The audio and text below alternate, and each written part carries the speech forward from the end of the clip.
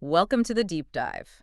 Today we're looking at, well, a really powerful space weather event from history. Mhm. Maybe one you haven't heard as much about, but it's got some serious lessons for us now. It's the May 1921 Geomagnetic Storm. Sometimes called the New York Railroad Storm. Exactly. And just quickly, for anyone maybe less familiar, a geomagnetic storm, it's basically when the sun ejects a cloud of charged particles, Right.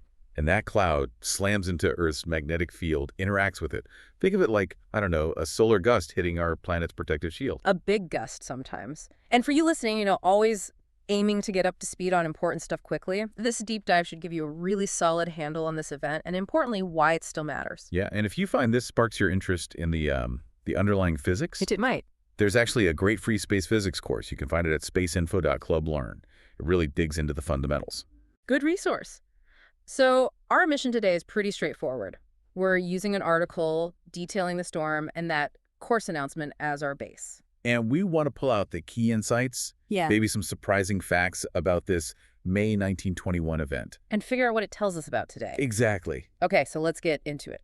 May 1921. It sounds quite a while ago. It was during solar cycle 15 you mentioned. That's right, a period known for high solar activity. So the sun was generally pretty active around then. And what specifically kicked off this particular storm? Well, the trigger was a major solar flare, a really big one. Okay. And that flare launched what we call a coronal mass ejection, a CME.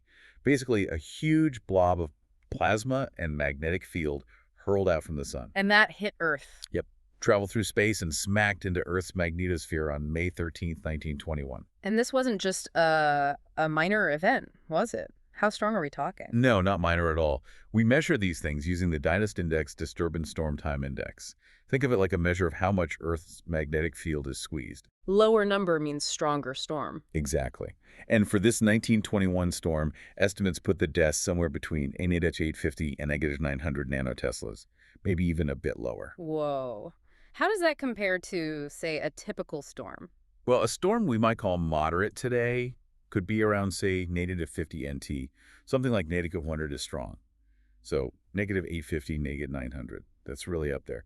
Among the most intense geomagnetic storms ever recorded. Okay, that's serious stuff. So when all that energy hit Earth back in 1921, what did it actually do to the technology they had then? Right. Well, the main things affected were the electrical systems of the day, primarily telegraph and telephone networks. Because of the long wires. Precisely. Those long stretches of wire acted like huge antennas. They picked up powerful electrical currents induced by the fluctuating magnetic field. And the systems couldn't handle it. Not at all. They were low-voltage systems, relatively delicate. It was like forcing a massive amount of current through wiring that just wasn't built for it. So things like overloaded exchanges, telegraph offices going offline. Exactly that. Reports came in of equipment being damaged. And this is pretty wild actual fires starting in telegraph offices in the U.S. Fires, like real fires. Yes. There were eyewitness accounts from telegraph operators who saw the paper tape used in the machines spontaneously ignite. Wow. Just from the electrical surge. From the induced currents, yeah. It's almost hard to picture, isn't it? It really is. And is that where the nickname came from? The New York Railroad Storm. That's the story. The article we looked at points to a specific incident, a fire at the New York Central Railroad signal station. This was on 57th Street in Manhattan. Caused by the storm. Directly. Caused by excessive currents overloading the signal control equipment. But it wasn't just New York. Okay. Railroads across the northeastern U.S. experienced major problems. Signal systems failed. Other equipment malfunctioned. Leading to delays, I imagine. Big delays. Significant disruptions to train schedules. It's actually a really clear early example of space weather impacting critical transportation infrastructure. It really shows how, even back then, with relatively simple tech compared to now, we were already vulnerable. It does. It highlights how, as our technology became more reliant on electricity through the early 20th century, our sensitivity to these solar events just grew. And besides the tech problems, the storm also put on quite a light show, didn't it? The auroras. Oh, absolutely spectacular by all accounts. Widespread auroras, visible much, much further south than usual. Like where? We're talking reports of vivid red and green lights seen in places like New York, obviously, but also California, Texas, even as far south as Puerto Rico. Puerto Rico. That's incredible. And across parts of Western Europe, too. It was a truly global event in terms of visibility. I read some people even thought they were seeing fires. That's right. Some of the low-horizon auroras were apparently so bright and red they were mistaken for distant fires. Imagine the confusion, maybe even a little panic that could cause. Yeah, definitely not your average Tuesday night sky. Okay, so inevitably we have to compare this to the big one everyone talks about, the Carrington Event of 1859. How does May 1921 stack up? That's a key comparison. Yeah. Carrington is often cited as the benchmark, the potential worst case. Its dressed is harder to pin down precisely because the measurements weren't standardized, Right. but estimates range, some suggesting it could have been anywhere from, say, negative 850 NT up to maybe even 1600 NT. Very wide range. So potentially stronger than 1921, but 1921 was definitely in that same superstorm category. Absolutely. The Antigate 5th, but by 1921, things had advanced. You had not just telegraphs, but also growing telephone networks, and importantly, those electrical railroad signal systems. Which we know were hit hard in 1921. Yes, that New York Central Railroad fire is a prime example. So the type of infrastructure at risk had broadened by 1921, making the potential for disruption arguably more widespread across different sectors. What about the reach of the auroras? Carringtons were famously seen near the equator, right? They were. Reports from the Caribbean, maybe even Hawaii for Carrington. For the 1921 storm, the confirmed low-latitude sightings seemed to bottom out around Texas and Puerto Rico. Still incredibly far south, but maybe not quite as extreme as Carrington in that respect. Potentially, yes, though still a remarkable and unusually widespread display for 1921. So summing that up, Carrington, perhaps stronger overall, hit the main tech of its time telegraphs. 1921, also incredibly strong, impacted a wider range of the then more developed electrical infrastructure, including vital transport links. That's a good summary. Moderate infrastructure impact for Carrington versus arguably more widespread and damaging infrastructure impact for the May 1921 storm relative to the technology of the day. Okay. Which leads us inevitably to the big question, what does this mean for us now? Right. Because our reliance on technology today absolutely dwarfs 1921. It's not even comparable. Satellites for communication, GPS navigation, aviation depends heavily on stable systems. The power grid itself. Everything.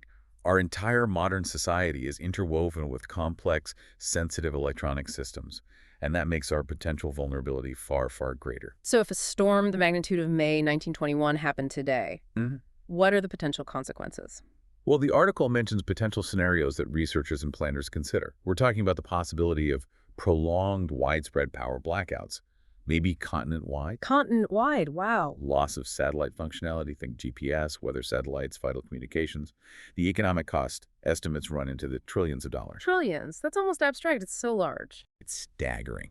And that's why this 1921 storm isn't just, a historical curiosity. It's a case study. Exactly. Yeah. The article notes it serves as a crucial real-world data point, a sort of worst-case scenario benchmark for agencies like NASA, NOAA, and emergency management organizations.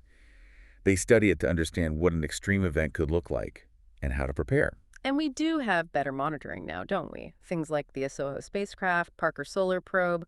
We can see these things coming sometimes. We certainly have much better eyes on the sun, yes. Satellites give us constant monitoring, and we are getting better at forecasting space weather. Early warnings are possible. Which gives them time to prepare. It does. It can allow satellite operators to put spacecraft into safe modes. Perhaps tower grid operators can take some protective measures. Right. But the sheer scale and energy of an event like Carrington or the 1921 storm, mitigating the full impact remains a really significant challenge. Complete protection is probably not feasible. Seeing it coming is one thing. Weathering the storm entirely unscathed is another. So wrapping this up then, the May 1921 storm, the New York Railroad storm, maybe less famous in Carrington, but clearly a hugely important event. Absolutely. It stands as a stark reminder of just how potent solar activity can be and how vulnerable our planet and our technology is, especially now.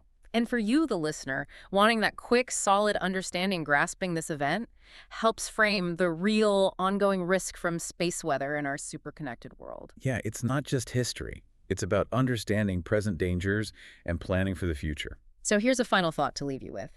Considering the damage the 1921 storm did to the fairly limited electrical systems back then, what kinds of unexpected cascading failures might we see today in our incredibly complex, globally interconnected world if a storm of that magnitude were to hit us now? Something to think about. Definitely food for thought. Thanks for joining us for this deep dive.